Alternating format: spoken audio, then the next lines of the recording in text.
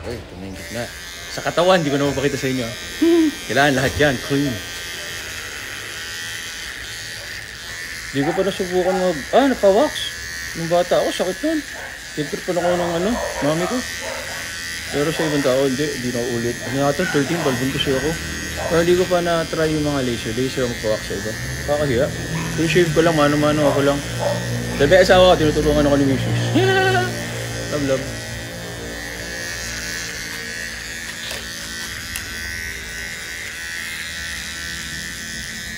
Huwag mo i-flex. Hindi yan naka-flex. Pag mababa body fat mo, tsaka nag-workout ka lagi. Gana na rin natin to. Ano nga? Ito. Ay, nag-shave na ako sa loob. Okay ba?